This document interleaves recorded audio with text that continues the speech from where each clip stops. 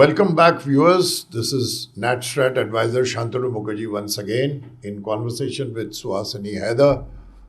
In this segment, we'll discuss about Afghanistan's external relations, what is happening, its relations in the neighborhood, say China, Iran, India, Pakistan, etc., etc. We have already dealt with Pakistan.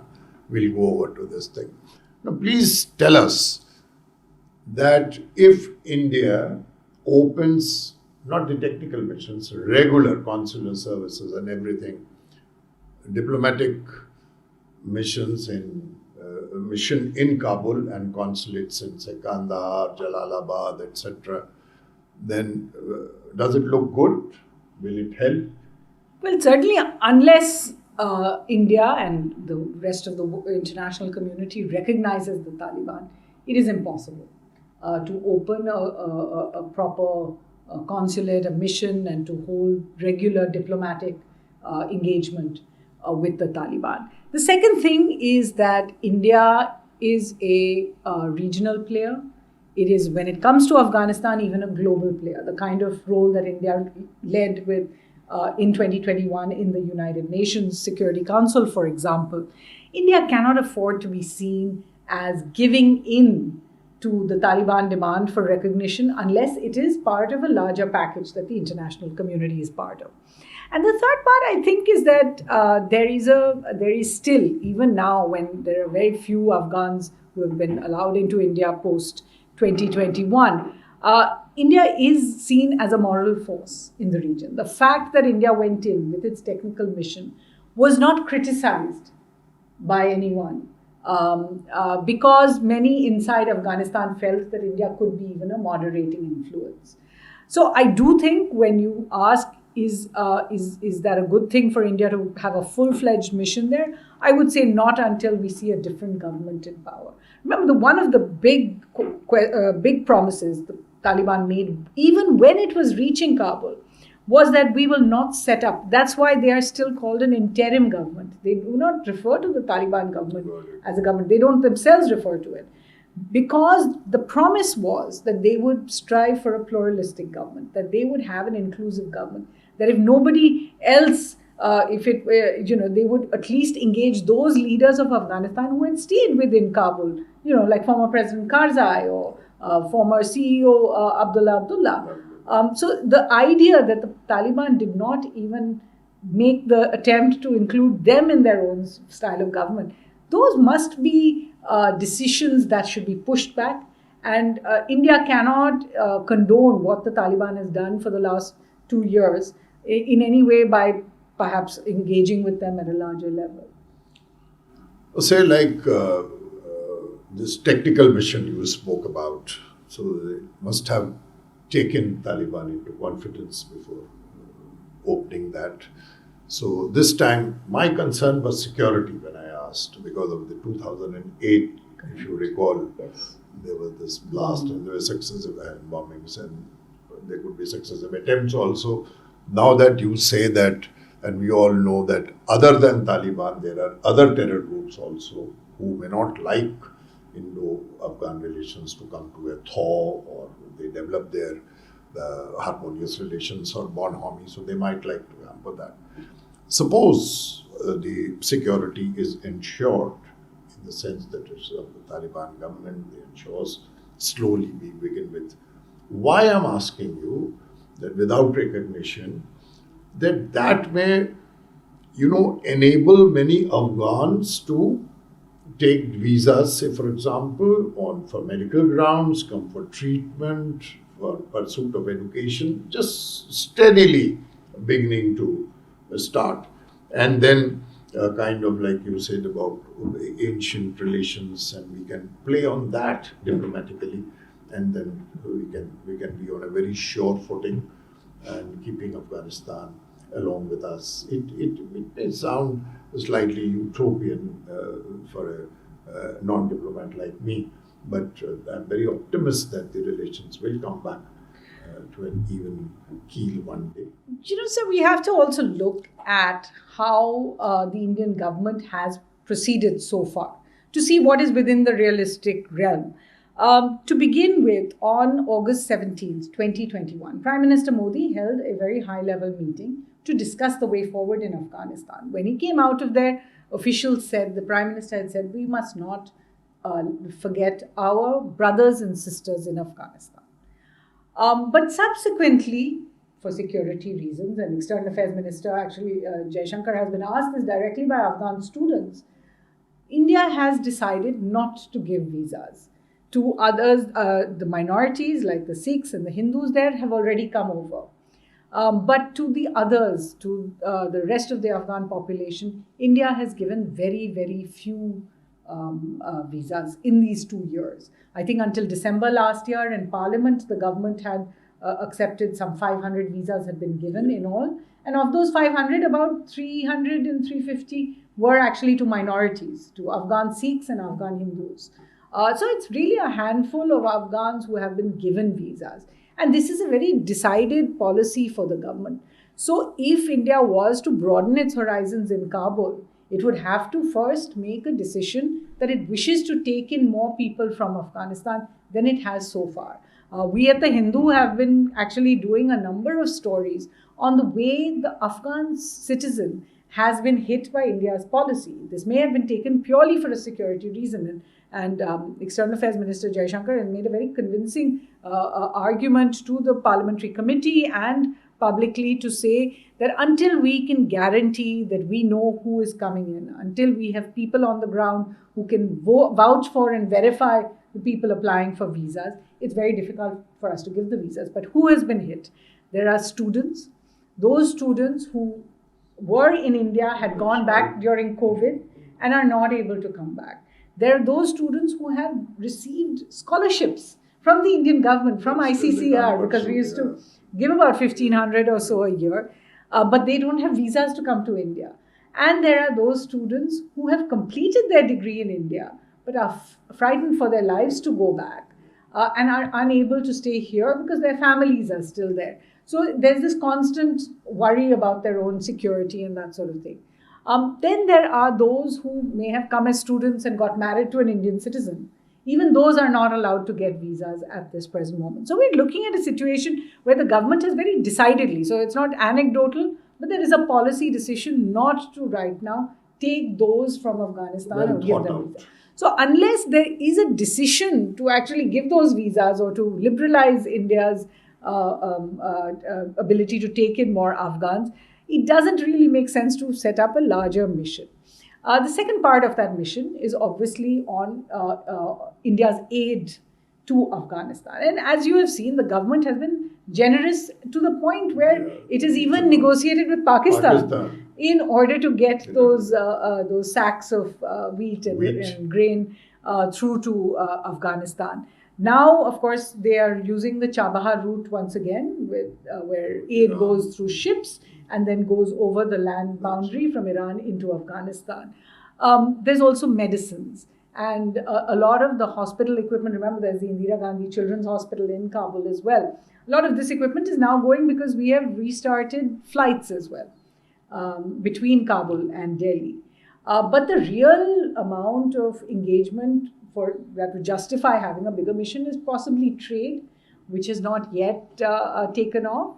And perhaps also infrastructure development. Remember, India used to have the most amount of engineers and infrastructure companies in Afghanistan. So until those projects are revived completely, it doesn't make actually much sense to try and broaden the Indian mission there. So we get an idea that at this point of time, if I can infer by your arguments, that it is not at all advisable to open our missions unless the government gives a very forthright decision and it is very considered, taking wisdom and judgment into account. That is government, let's leave to that. I was wondering whether on India, on selective cases, I do not know whether it is happening or not, some medical emergency and all. You know, the idea why I'm posing this is to earn the goodwill of because the countries ideologically, religion-wise, they may differ and all, but the Afghan people and Indian people, the wonderful, I've come across Afghan students in the earlier times when they were studying here in schools and colleges, they're full of praise for India and they didn't wish to return. And I've met many Afghans abroad also, and they would say that this is their country and this is their everything. Some goodwill could be generated if that be, but that, well, you made it that it is the government decision and security does not allow. That is paramount, of course, and where every day or every other day intermittently we see the blast. Even the minorities are not spared, Hazaras and Shias, and in the places of worship also we see that blasts and all. So we can, for the time being, we can shelve our thinking on that it is not at all advisable for that. Well, from India, if I can come to Pakistan, we discussed in bits and pieces in the first segment that what do you think about the Pakistan Afghanistan relations nose diving after showing some kind of warmth in the beginning, say August, and they are brothers and they are old friends and everything and all, and suddenly the Pashtuns, they started claiming the territories, also attacking the places by this thing, and it's a war of words like peace over water. Are there any chances of any improvement? Is Afghanistan watching intently the political developments in Pakistan? Are they waiting for a change in government? Because you have been handling as a diplomatic editor Afghanistan and Pakistan both rather closely. So what do you think about it? Well, I certainly think that much of the euphoria of August 15, 2021 has dissipated in the Pakistani establishment when it comes to this shift in Afghanistan. There is a certain realism that is setting in. There is also the idea, if you remember, in August of 2021, what we were seeing, the Prime Minister in Pakistan, Imran Khan, saying this is an emancipation, that they have been freed. Then you saw the DGISI show up in Kabul, yes. Making it very clear that they had a role in this Taliban takeover. We do also know that the kind of training the Taliban has got when it comes to managing their affairs in government, when it comes to even military strategy, that they definitely have support from their neighboring country. So all of this was right at the beginning. But as time has gone on, I think one thing you're seeing is a certain amount of Pashtun nationalism, if you like, revive itself. And the idea that they don't want to take orders from anyone. The second part of that, if you see, is inside Pakistan itself. The kind of tussle we've seen both politically, the ouster of Imran Khan, coming in of the unity government. Then we see the tussle within the army, if you like, whether it was Faiz Hamid, the DGISI, as well as the army chief. And what we saw in May this year, where we saw supporters of Imran Khan's PTI burning army Corps Commander's house as well. So some of it has also been what is happening inside Pakistan. There are clearly divisions within Pakistan also that are playing out in Kabul, because each of them have been handlers to so many inside the Afghan militancy. And I think the third part that is coming from there is the idea that the Taliban in power has not got from Pakistan what it thought Pakistan would be able to get them, which is this recognition. If you remember, there have been these trilateral meetings where the Taliban ministers would go to Pakistan, they'd meet with the American envoy, they'd meet with the European envoy. Pakistan was more or less a go-between, if you like. Yes. And they have not got that kind of recognition. And I think the fourth reason is that the promise of Taliban 2.0 has not played out. In other words, Pakistan had tried, and Pakistan's leadership had tried very much to portray the new Taliban as different from the Taliban of the 90s and call it a kind of Taliban 2.0, and said that they will not stop girls from going to school and they will not put restrictions on women in that way.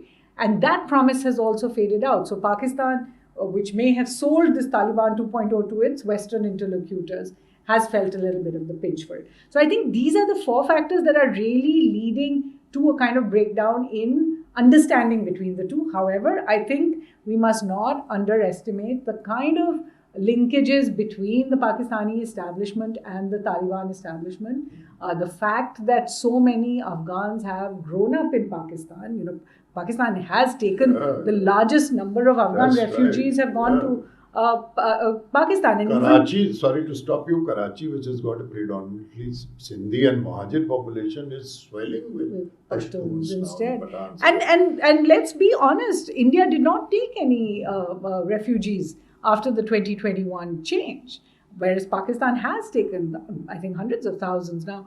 Whereas in 1996, for example, India took up to about 15,000 Afghan refugees, and then some of them went back. So the fact is that there is this kind of basic linkage between those two countries, which should never be undermined or underestimated. From the Indian point of view, we can really just watch on the sidelines to some extent as to where these relations get frayed, and perhaps build our own constituency. You know, earlier you were speaking about this idea that India could get goodwill out of having its constituency in Afghanistan. And honestly, I don't mean by any chance to say that India must stop any of the visas. I think India is making a mistake. I think the government is making a mistake by not realizing how it is losing goodwill. In the run-up to August 15, 2021, after all, there were so many Afghans who actually helped India, who were there when, to help secure Indian interests inside Afghanistan, our consulates around the place, Yes. People who serviced our mission as well. None of those people were given visas. And there is a definite disappointment with the way India has behaved, or with these families, as I said, which have been separated because one spouse is in India and one spouse is in Afghanistan or somewhere else. India has let down its friends in that sense. And I think it is losing a constituency within Afghanistan who has always thought the most about India. I think it is still reversible. I think particularly when it comes to the students, particularly when you talk about the medical situation, particularly when you talk about these families that are Indo-Afghan families, I think there is a chance to review all of these policies. That's very good. I like this note of optimism. So now Pakistan, last thing I would like to ask you about Pakistan. Pakistan has often been alleging any terror act happening there, attributing the same to India, and they say that it is all the operations, the so-called, the alleged operations, are being planned and targeted from the Afghan soil. Now, how far will this continue? These allegations will continue, or we take it as a good thing from the geopolitical point of view that both the countries, from the India's perspective, stand sort of with a driven wedge. You got me? Absolutely. Does India gain if Pakistan and Afghanistan are at odds? I think there's no question that Pakistan has tried to push this idea that India is somehow fomenting terrorism in Afghanistan against Pakistan. That has not flown. None of the allegations. They put out a dossier last year, if you remember, just before India's chairing of a UN Security Council meeting, talking about how the Indian ambassador had gone to TTP training camps. None of those allegations found any bought, were bought by others. I think it's also very clear in the last few months, given the tensions between Kabul and Islamabad and Rawalpindi, that actually they do believe that it is Afghanistan that is giving the safe havens and not India at present. And thirdly, the real allegation, if you remember, before all of this happened, that India was running 16 missions inside Afghanistan, that India had consulates, mushrooming everywhere. All of those have been, right now, are proven wrong. There's no way of saying that India is running missions in there. Pakistani credibility of these allegations have fallen flat. So, it has taken a beating. It would be hard for them to kind of make the case that India is responsible for their problems with as good as it is over. Now, if we could come to China now, and very specifically, I will just mention about this thing that China seems to be very keen on keeping Taliban in good humor. We found last year the Taliban delegation full-fledged visiting China. They were met in the Hall of Fame or wherever there's much importance given. And as a security expert, I would like to be clarified, and you would know, the best person, is that whether they want to keep the Taliban in good humor so that they keep the Uyghurs in Xinjiang in check, or they are Chinese trying to invest some money on the Amuka Darya basin that is in the Oxus, this thing, their interest in exploration or the economic things. What is it that China, which is very keen to engage Afghanistan despite all the adversities? That's it, if you can. Well, I think the Chinese example is very interesting because we know the Chinese to be fairly transactional in a lot of these cases. They deal with Pakistan, for example, all the time. And of course, through the CPEC, have created a new form of transaction with Pakistan as well. I think, of course, you call me an expert, but the truth is the real expert on this issue are two of my colleagues, Anant Krishnan and Stanley Johnny, who wrote a book called Comrades and Mullahs about the relationship between China and Afghanistan.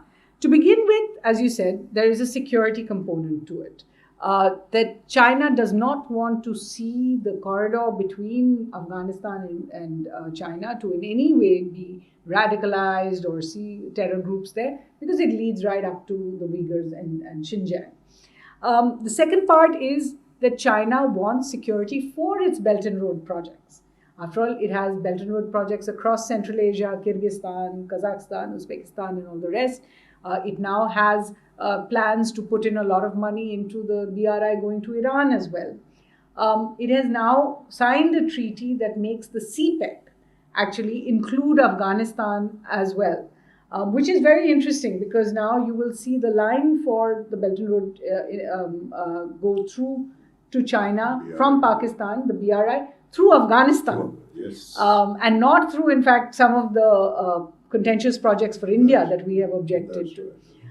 So it does need security for its Belt and Road initiative as well. I think the third part that it looks to Afghanistan for is what the whole world is looking for, which is critical minerals right now. They are all looking for important minerals that are found apparently in Afghanistan. But in order to mine them, you need security. You need to have the absence of violence there, and that has to be consistent. And I think the fourth is about China's desire to build a constituency for itself across this part of the region. As China gets into a more and more antagonistic position with the West, the US and even Europe is now talking about de-risking from China. This is now the region with which China wants to engage more and more. And as a result, Afghanistan becomes a very important key for China's dealings with the region. I think that's where they are at. But as you quite rightly pointed out, the worry for China is like the worry for the other countries, is of the export of drugs from Afghanistan, the export of terror from Afghanistan, the export of radicalization, which China worries about the most in Xinjiang.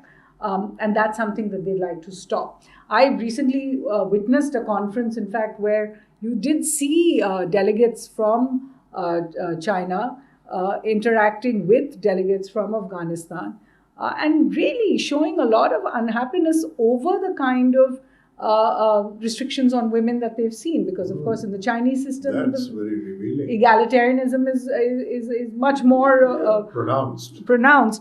So ideologically and culturally there's a complete disconnect between them and Afghanistan, and I think somewhere there's also a disappointment that Pakistan has not been able to rein in these tendencies of the Taliban as well. So China is looking to it from all those points of view, but it has kept up its engagement. From day one, the Chinese ensured that they had officials there. They did not shut down their embassy. They, as you pointed out, they were the first to see Taliban delegations travel to Beijing as well.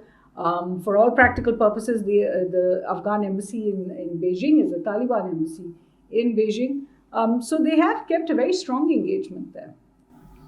And is it something that it's purely economic, you think, or interest like the minerals and all, or to prevent radicalization or getting the Uyghurs indoctrinated from Taliban, and the drugs, what you said, or something more from the point of view of geopolitical thing like Pakistan-India relations or anything? I think definitely as tensions between India and China increase, China will look to shore up its other boundaries in this region. After all, there are land boundaries with Xinjiang, a state that, if you like, China feels more insecure than it does even about Tibet. If you go to Xinjiang, they have more police officers per square kilometer than any other part of China in that sense. So definitely there is a desire in geopolitical terms, in security terms, to ensure that China does not feel any pushback from them. There's another part to it. If you look at the way the world is being broken up and polarized, if you like, between the Western concept and the Russia-China combine, between the coalition of democracies, if you like, and these authoritarian regimes, China has wanted to make the point that when it deals with countries, it does not make value judgments about what they do within their countries.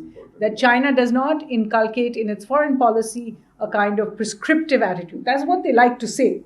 In that sense, dealing with Afghanistan for them is one more country where they don't necessarily follow the internal workings of the polity, but they are willing to deal with them regardless of that. And as a result, their dealings with Afghanistan mirror that much more. That's very revealing. You made very important points as far as China's role is concerned in this, and also that China would like to shore up its boundaries as much as possible, particularly during the conflict time. That's a very pertinent point you have made. It's merits attention. That anyway, we have come to a close now for our conversation on the fifth part, that is on Afghanistan. And I've got no words to express my thanks to you on behalf of NatStrat for such a brilliant exposition on Afghanistan, whether it's the internal happenings and the external relations with China, India, Pakistan, what is the roadmap and why is China interested. It was wonderful from the strategic point of view, geopolitical point of view, security, social point of view. It was really wonderful. Thank you very much for being with us, for sparing your time and patience with us. And viewers also, thank you very much for being part of us in this conversation. The fifth episode that was in Afghanistan. Thank you once again to you as well. And I should be thanking you for having me on the show. Pleasure. I look forward to hearing more of the series. Thank you.